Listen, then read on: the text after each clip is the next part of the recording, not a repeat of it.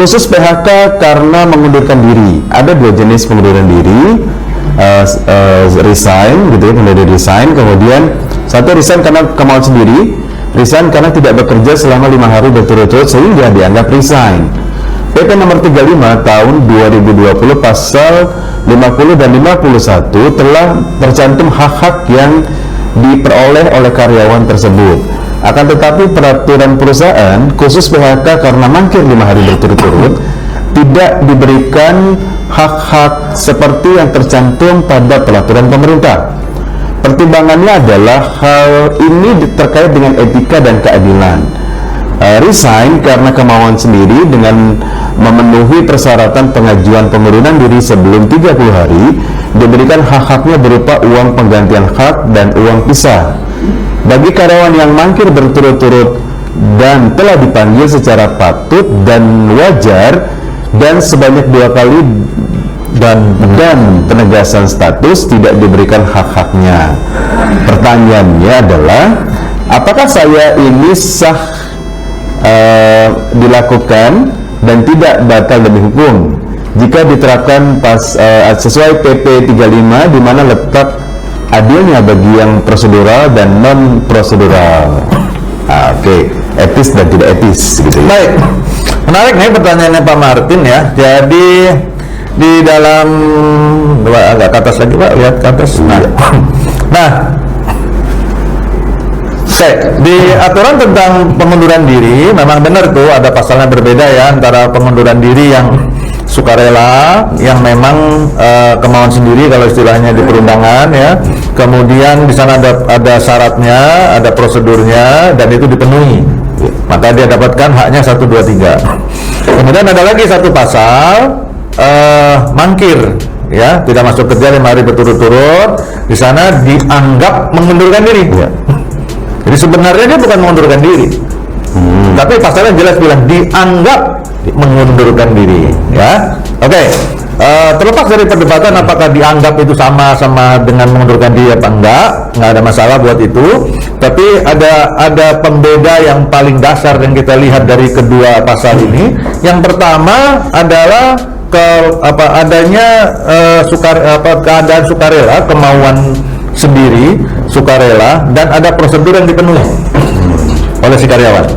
Yang kedua, yang pasal mangkir tadi, itu segala prosedur tidak dipenuhi. Dia kabur aja, nggak ngikutin prosedur, ngilang, ya, hilang ditelan bumi, nggak bisa dihubungin dan sebagainya. Maka prosedurnya yang menjalankan perusahaan. Ya, tadi prosedurnya apa? Tadi disebutkan dipanggil 2 kali secara wajar, patut, tertulis dan sebagainya, ya.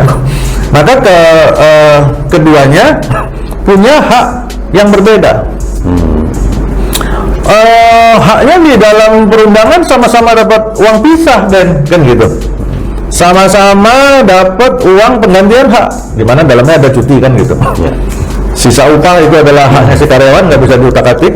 Sisa cuti juga haknya karyawan, nggak bisa diutak-atik. Ya, kemudian ada uang pisah.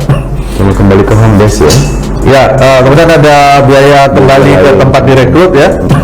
Untuk karyawan dan keluarganya itu juga hak dia, nggak bisa diutak-atik. Ya, kemudian ada uang pisah. Nah, untuk menjawab pertanyaan mengenai di mana letak adilnya prosedural dan non prosedural, maka kita di HR, Bapak Ibu semua, ini buat teman-teman yang non HR maupun teman-teman dari serikat mungkin juga bisa memahami, seharusnya si manajemen atau di HR itu membuat perbedaan perlakuan antara mengundurkan diri yang kemauan sendiri, yang ngikutin prosedur, dengan yang dianggap mengundurkan diri karena mangkir. Ini Pak kami buat. Nah, masalahnya yang harus dibuat perlakuannya itu, perbedaan perlakuan tadi adalah dengan tidak melawan hukum. Ya, sebelum kita membahas solusinya, kita bahas dulu nih, apakah fakta peraturan perusahaan yang disebutkan dalam contoh kasus yang diangkat oleh Pak Martin ini, peraturan perusahaannya menghilangkan hak-hak yang diberikan oleh peraturan pemerintah. Apakah menghilangkan hak yang diberikan oleh peraturan pemerintah itu melawan hukum atau tidak? Itu melawan, Pak. Karena pemerintahnya di hukum kita memberikan hak itu, tapi oleh peraturan perusahaan yang tingkatnya di bawahnya justru menghilangkan hak tersebut. Nah, ini yang salah, ini yang nggak boleh, ini yang melawan hukum, dan ini yang melanggar. Ya, maka poin pertama yang harus kita pahami dari contoh kasus ini, klausa dalam peraturan perusahaan yang dicontohkan dalam kasus ini adalah klausa yang melanggar hukum. Karena klausa ini secara kuantitas dan kualitas lebih rendah dari perundang-undangan. Undang-undangnya ngasih kok uang penggantian hak dan uang pisah, kok peraturan perusahaan bisa bilang nggak boleh dapat uang pisah dan uang penggantian hak? Maka untuk kasus seperti ini, klausa di dalam peraturan perusahaan yang melawan undang-undang itu menjadi batal demi hukum. Kepadanya yang berlaku adalah undang-undang. Ya, karena posisinya lebih tinggi ya. Posisinya lebih tinggi ya. Itu dulu yang pertama, poin pertama. Baru sekarang poin kedua kita menjawab tentang masalah keadilan. Karena tadi teman kita bertanya, di mana adilnya Pak kalau sama-sama dapat, kan gitu. Ya. Maka kita sebagai HR tadi, nah kita balik lagi nih ke HR. Kita harus jeli melihat di bagian mana kita bisa memberikan perbedaan perlakuan. Dalam pengalaman saya selama ini Pak Yunus, paling tidak ada 2 poin yang bisa kita masuki. Ada 2 celah di mana kita bisa memainkan perbedaan perlakuan ini. Yang pertama adalah perbedaan uang pisahnya. Maka buatlah uang pisah yang berbeda antara karyawan yang mengundurkan diri baik-baik sama yang mangkir. Harus ada gap ya. Harus ada bedanya. Nah, tapi Pak, uang pisahnya kan sama. Nggak perlu sama. Tidak ada kewajiban satupun di dalam klausa di hukum kita yang bilang bahwa uang pisah harus satu, berlaku untuk semua. Enggak. Uang pisah boleh dibedakan, tidak melanggar hukum. Uang pisah, ini judulnya misalkan bikin klausa tentang uang pisah. 1, yang berlaku untuk mengundurkan diri baik-baik sesuai prosedur, dapatnya 100% dari tabel misalkan. Kemudian untuk yang mangkir dan kesalahan-kesalahan lainnya, sekarang kan ada tuh ya, kesalahan berat, ada pidana dan sebagainya, misalkan hanya 1% dari tabel. Udah, kalau di tabel bilangnya 100.000 misalkan, maka untuk yang mangkir dia cuma dapat berapa?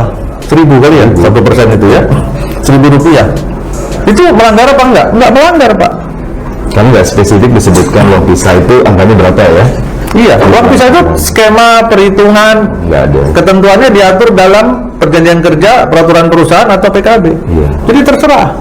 Maka kita harus jeli di sana, harus kreatif di sana. Maka itu yang dibuat perbedaan perlakuannya. Pertama tentang uang pisah. Oke. Ya, Sampai dibutuhkan strategi aja. Ya, itulah strategi yang diharapkan dari HR. Itu poin pertama. Poin keduanya yang bisa kita buat perbedaan perlakuan juga adalah pada saat membuat surat pengalaman kerja. Perklaring. Surat pengalaman kerja tersebut perklaring atau apa namanya lah ya. Reference biasanya. Reference apapun lah namanya itu, kita juga harus paham, dan ini kebetulan poin ini yang kedua ini yang paling banyak. Mohon maaf nih ya teman-teman kita HR di luar sana, di luar ruangan ini. Kalau di ruangan ini semua pada paham. Yang di luar sana itu banyak yang masih belum paham bahwa ternyata ada aturan hukumnya untuk masalah pengalaman kerja loh Pak. Ada aturan hukumnya, dan aturan hukumnya, dasar hukumnya untuk surat pengalaman kerja, sebutannya itu adalah surat keterangan bekerja. Surat keterangan kerja itu ada di pasal 1611 poin Z apa ya, poin J atau poin Z di BW Kitab Undang-Undang Hukum Perdata. Seingat saya itu 1611 atau berapa poin J atau poin Z. Nanti lebih detail silahkan Japri untuk tahu detailnya. Coba nanti teman-teman yang lagi buka BW Kitab Undang-Undang Hukum Perdata dilihat. Soalnya kalimatnya panjang Pak Yunus. Kalimatnya menggunakan kalimat apa sih? Zaman kita Undang-Undang Hukum Perdata yang di Indonesia kan itu, jadi kalimatnya masih baku banget. Bukan kalimat seperti hari ini kita. Sehingga memahaminya pun susahnya setengah mati. Tapi kurang lebih begini nih, saya sederhanakan. Di dalam klausa Kitab Undang-Undang Hukum Perdata itu, di sana menyatakan bahwa surat keterangan kerja itu hukumnya menjadi wajib apabila si karyawan, di sana sebutnya buruh sudah meminta. Jadi kalau buruhnya sampai minta, itu udah wajib hukumnya. Jadi penafsiran terbaliknya, selama buruh belum meminta, berarti belum wajib hukumnya. Oke? Nah, kewajiban tadi ternyata tidak titik sampai di sana. Ada kalimat lanjutannya. Dia wajib, dan di dalam surat keterangan kerja tersebut wajib juga hukumnya bagi majikan, di sana sebutnya majikan, sekarang pengusaha lah ya, perusahaan atau pengusaha, untuk mencantumkan secara jujur sebenarnya mengenai alasan keluar dari perusahaan. Itu harus dicantumkan secara jujur dengan sebenarnya alasan keluar. Jadi kenapa ini saya bilang masuk dalam poin 2 yang bisa dibuat sebagai perbedaan perlakuan antara mengundurkan diri baik-baik dengan mangkir? Tadi alasan keluar. Jadi perusahaan kalau bikin surat keterangan kerja untuk karyawan yang mengundurkan diri baik-baik, biasanya secara umum kita lihat kan alasan mengundurkan diri, kan gitu. Alasan keluar mengundurkan diri. Kemudian di bagian bawah penutup biasanya perusahaan mengucapkan terima kasih, penghargaan setinggi-tingginya, bla bla bla, semoga sukses, kan gitu tuh. Atas kontribusi, ada doa-doanya segala kan. Semoga sukses segala macam ya. Nah, itu bagus. Tapi begitu kita bikin surat keterangan kerja untuk karyawan yang mangkir tadi, di sini kita harus bedakan. Nggak apa-apa, perusahaan nggak apa-apa menyebutkan alasan keluar, mangkir. Alasan keluar, pasal berapa itu yang tentang apa namanya mangkir tadi ya? Kalau di, saya ingatnya di Undang-Undang 13 soal 168. Yes. Kalau di UCK pasal berapa itu ya? Pelanggaran pasal ini kemudian apa namanya mangkir ya, atau dianggap mengundurkan diri. Tulis di situ, nggak apa-apa. Kemudian di bagian bawah jangan dikasih embel-embel mengucapkan terima kasih. Orang karyawan mangkir kok dibilang terima kasih, ya kan? Jadi nggak usah, selesai. Oke, jadi sana sebagai bukti keterangan saja ya, karena bekerja. Oke, yang terjadi biasanya ada perusahaan yang kalau karyawannya kurang dari 30 hari, nggak dikasih surat referensinya. Itu salah. Perusahaan yang menggunakan ketentuan yang tadi Pak Yunus bilang, kalau kurang dari sekian hari nggak dapat pengalaman kerja, itu tidak punya dasar hukum sama sekali. Karena justru dasar hukumnya di Kitab Undang Hukum Perdata bilangnya seperti itu. Kalau karyawan minta, meskipun ini karyawan kerja sehari doang nih Pak, dia keluar, karyawan nggak minta pengalaman kerja, maka nggak salah bagi perusahaan kalau nggak keluarkan. Karena belum wajib hukumnya. Tapi begitu karyawan minta, Pak Yunus saya minta surat pengalaman kerja saya, maka menjadi wajib hukumnya untuk dikeluarkan. Oke, setuju Pak. Begitu ya, Pak Martin. Oke. Ya, jadi buat catatan juga buat teman-teman praktisi HR gitu ya. Seringkali kita menggunakan format yang bisa dikatakan format baku gitu ya. Kalau karyawan dalam kondisi apapun dengan format yang sama. Jadi terima kasih atas kontribusinya, bla bla bla bla bla. Jadi tidak ada perbedaan antara karyawan yang perform tidak perform, antara yang bermasalah dengan tidak bermasalah gitu ya. Ya, lebih lagi saya setuju dengan tadi yang disampaikan Pak Denny bahwa ya mungkin karena teman-teman cengkam kali ya. Saya nggak tahu ya, mungkin karena kita menjaga hubungan baik atau khawatir nanti karyawannya nanti kalau untuk mendapatkan pekerjaan baru lagi kan suka diminta tuh surat referensinya kan. Biasanya kalau dilihat wah mangkir gitu ya. Itu jadi pertimbangan khusus. Ya, mungkin saya nggak tahu ya, mungkin ada pertimbangan itu sih. Yang saya sebut sebagai pilihan, Pak Yunus.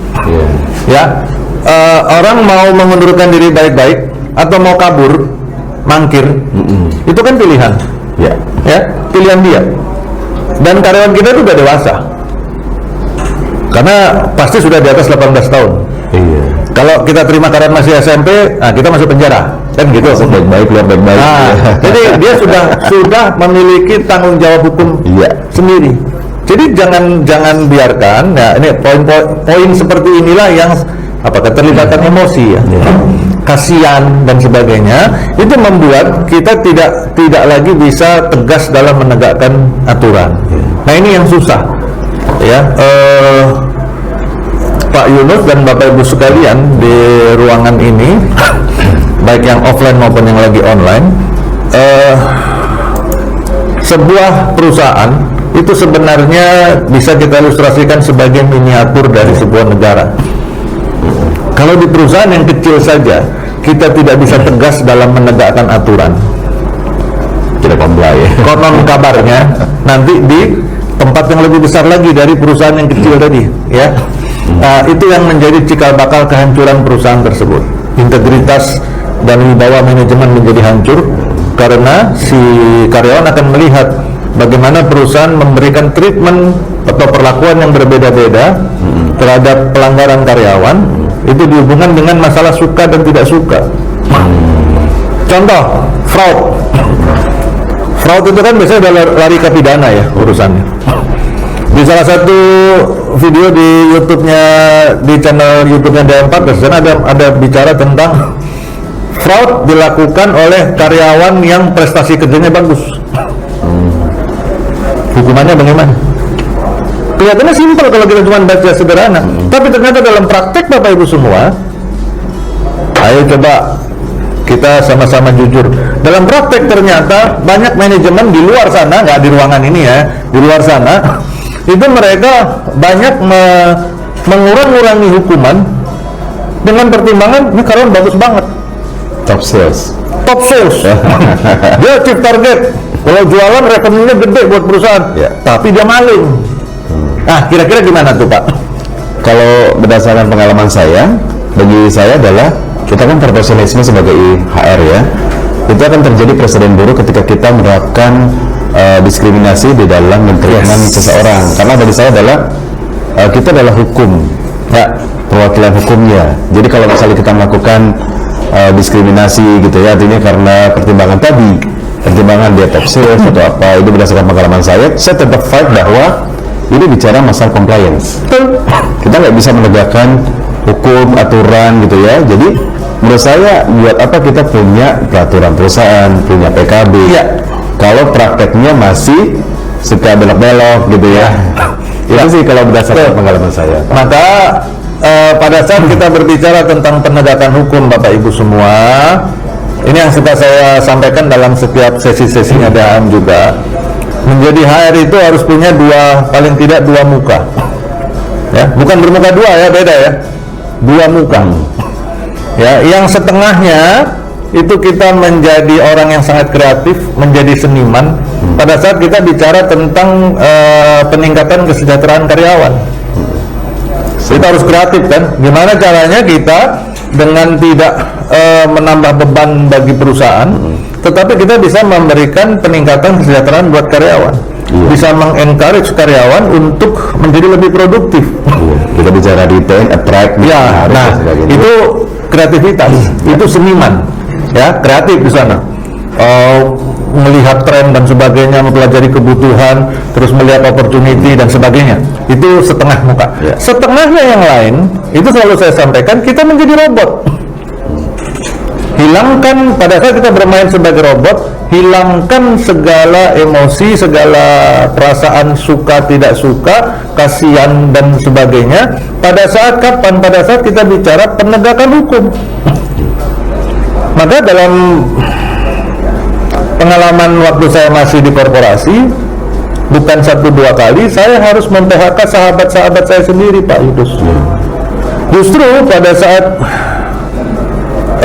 karyawan di perusahaan tempat saya bekerja melakukan pelanggaran, kemudian yang melakukan pelanggaran ini itu justru orang yang dekat sama saya, maka saya terbiasa meminta kepada tim supaya saya sendiri yang akan memberikan penalti kepada dia, jangan orang lain.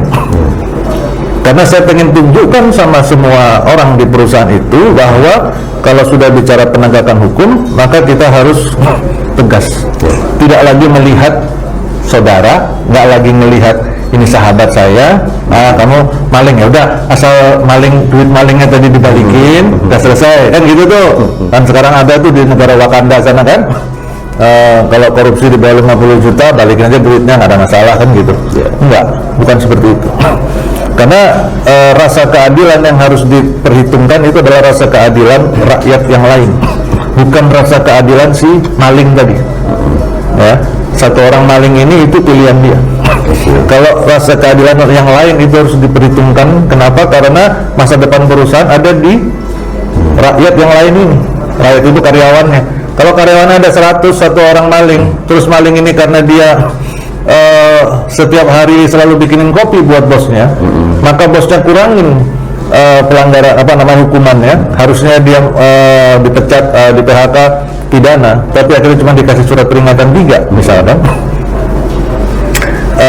Maka 99 karyawan yang lain yang seharusnya bisa membawa masa depan perusahaan lebih baik akan berpikir berbeda. Dia akan bilang, oke, sepanjang lu bisa, maaf nih ya Pak, agak kasar nih, sepanjang lu bisa menjilat bokongnya bos lu, maka lu boleh jadi maling, jadi perampok, jadi koruptor di perusahaan ini. Lu boleh markup harga, lu boleh pungli, minta duit sama vendor, lu boleh pungli sama supir truk vendor yang mau masuk di pagar, supplier ada mengirim barang, mintain duit rokok dan sebagainya, lu boleh lakukan itu. Yang penting lu nggak usah takut di PHK. Yang penting lu paling bisa menjilat bos deh, menyenangkan bos, bikinin kopi kayak apa kayak gitu. Nah, itu yang akan terjadi terhadap rasa keadilan 99 karyawan yang lain. Kebayang nggak masa depan perusahaan yang seperti ini? Ini kalau dibesarkan lagi dari 100 orang dalam satu perusahaan ini, membesar dalam lingkup yang lebih besar terus sampai kepada apa tadi. Tapi terlalu jauh sekarang kalau kita ngomong tentang negara kan, kita ngomong tentang perusahaan aja, karena ini kita menghukum tenaga kerjaan. Jadi filosofinya sebenarnya seperti itu. Itulah kenapa saya selalu dalam berbagai praktek selama ini, saya selalu paling sering dibilang nggak punya peri kemanusiaan, nggak punya perasaan. Wah, Denny itu memang paling punya perasaan, dia nggak punya rasa kemanusiaan, menzolimi. Saya tanya, saya menzolimi siapa? Menzolimi maling. Maling dan keluarganya saya zolimi karena si malingnya saya PHK gitu kan. Di beberapa perusahaan pernah saya lakukan PHK seperti itu. Kemudian yang marah itu yang temennya si maling. Dia ngomong kemana-mana, dia bilang, ya sudah ini itu zolim itu katanya. Saya zolim ke maling kan gitu ya. Iya. Kalau berdasarkan pengalaman saya juga Pak Denny, jadi artinya memang sebagai praktisi bagaimana kita mengedepankan hukum tenaga kerjaan dengan baik gitu ya. Kita punya koridor-koridor instrumen hukum yang ada di perusahaan. Tentu saja memang kita punya sikap yang tegas terhadap pelanggar-pelanggar peraturan ya. Artinya sebenarnya di dalam praktek keseharian, apalagi kita sebagai pimpinan gitu ya, apakah itu supervisor lah atau apa gitu ya. Satu, bagaimana praktek kita menempatkan kapan kita pakai topi leader. Artinya untuk kita bukan robot semata gitu ya. Artinya kita kaku, kita terlalu tidak fleksibel dan lain-lain. Kapan kita bersikap sebagai leader, kapan kita juga menggunakan topi kita sebagai manajer. Yang mana termasuk di dalam kita pakai topi manajer, kita bicara struktural, kita bicara sistem, kita bicara hukum. Artinya bagi siapapun dia, artinya apapun latar belakangnya, seberapa jauh kedekatan, artinya kita mengedepankan adalah hukumnya. Jadi tidak bisa diintervensi. Jadi itu membuat saya pun juga punya pengalaman banyak sekali yang memang saya harus PHK karena kasus-kasus tadi, masalah fraud, masalah pemalsuan, masalah gratifikasi, masalah macam-macam. Artinya yang dibutuhkan ini adalah kita tuh sebagai ini ya, garda terdepan di dalam menegakkan hukum, instrumen hukum yang ada di perusahaan. Dan sedikit tambahan Pak Yunus sebelum masuk ke pertanyaan berikutnya. Sebentar, sedikit tambahan. Sorry, ini kok hilang sambungannya.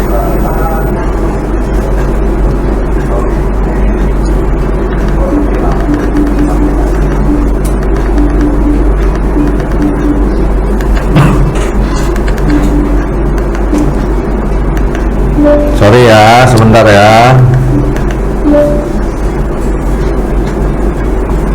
Nah, oke. Maaf, ini saya kebetulan kami nyambung juga ke TV besar supaya lebih enak bacanya. ternyata saya lupa menghilangkan apa namanya screen time outnya. Jadi dia langsung time out ini ya. Oke, kita lanjutkan. Jadi sedikit tambahan dari saya sebelum kita masuk pada pertanyaan selanjutnya.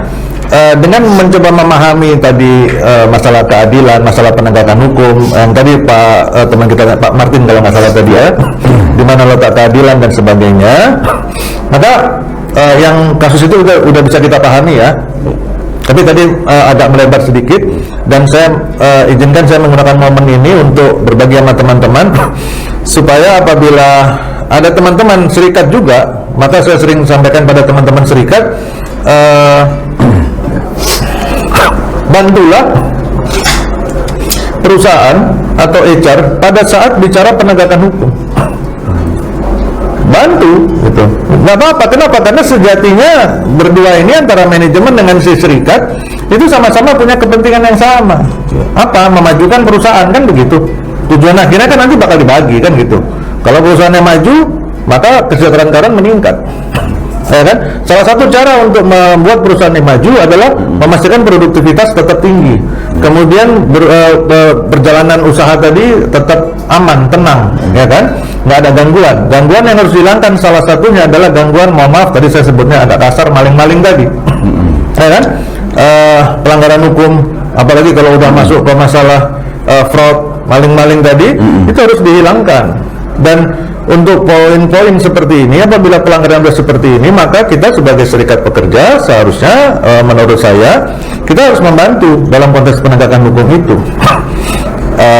Kalau tanggung jawab kita sebagai pengurus, kemudian dia adalah anggota, untuk membela, betul, silahkan dibela, tapi belanya seperlunya, karena sudah jelas salah. Apalagi misalkan sudah jelas salah, udah bukti sudah ada, sudah maju ke polisi, sudah sampai ke pengadilan, apalagi sama pengadilan pidana udah diketok palu oleh hakim pidana, maka hal seperti itu sudah nggak perlu ditunggu-tunggu lagi, ya kan? Bantu perusahaan untuk menegakkan. Yang lebih penting lagi adalah sosialisasikan kepada teman-teman karyawan dan anggota yang lain bahwa kita jangan bermain-main dengan masalah penegakan hukumnya. Kita bisa melakukan negosiasi, meminta sesuatu kepada perusahaan yang realistis dan sebagainya, meminta keadaan take and give dengan perusahaan, saya kasih ini, lu kasih ini dan sebagainya, silakan. Tapi pada saat bicara penegakan hukum, kita sangat disarankan untuk tidak bermain-main dan tidak mencoba membenarkan yang salah. Paling kalaupun harus membela si anggota yang salah tadi, posisinya adalah hanya memastikan bahwa si karyawan mendapatkan hak sesuai undang-undangnya, sesuai aturannya saja, udah. Tapi bahwa yang salah maling menjadi tidak maling, nah itu jangan sampai ke sana. Karena dalam beberapa praktek di luar sana masih ada juga oknum teman-teman serikat pekerja di luar sana, ya, oknum ya, itu yang masih mencoba memutarbalikkan fakta sehingga yang memang dia jelas-jelas salah ternyata nggak salah jadinya ujungnya. Nah ini yang menurut saya keliru, ya, keliru. Gitu. Kalau itu yang dilakukan, kita akan berdebat di poin itu saja dan kita menjadi jalan di tempat. Maka kita tidak akan pernah maju. Perusahaan ini nggak akan pernah bisa tenang dan fokus untuk mengejar produktivitas yang tinggi. Ya, kan itu harusnya yang kita lakukan. Si perusahaan mengawal dari sisi manajemennya, si serikat mengawal dari sisi anggotanya. Dia pastikan anggota saya harus siap mendukung produktivitas yang tinggi. Salah satunya dengan memberikan contoh, ya kan? Ya. Jadi sesungguhnya ini jadi melebar nih Pak Yunus, apa ya? Dikit ya, mohon maaf ya teman-teman. Mumpung dapat momennya. Ya, salah satunya adalah memberikan contoh. Ya. Maka kita sebagai pengurus serikat pekerja, nggak cuma pengurus serikat pekerja ya, jangan salah paham. Nanti dipikir saya sentimen sama serikat pekerja nih. Termasuk juga sebagai HR manager, sebagai HR director, sebagai HR tim, kita masing-masing punya kewajiban lebih berat daripada karyawan pada umumnya. Kenapa? Karena kita harus menjadi role model. Jadi panutan. Kita harus jadi panutan, kita harus jadi contoh. Jadi kalau karyawan tanya, saya karyawan baru datang, terus saya tanya waktu apa namanya introduction training, orientasi, saya tanya, Pak, contoh karyawan yang ideal menurut perusahaan ini seperti apa? Maka perusahaan harus bisa menunjuk, nih contohnya, lihat Departemen HR, lihat pengurus serikat. Itulah contoh karyawan-karyawan yang ideal menurut perusahaan. Produktivitasnya tinggi, nggak mentang-mentang saya manajer HR, saya orang HR, saya di atas dari hukum nggak tersentuh. Menjunjung etos kerja. Nah itu, karena mentang-mentang saya pengurus serikat, nggak pernah salah, nah itu nggak boleh. Oke. Nggak ada yang kebal, Pak. Ya, nggak ada yang kebal.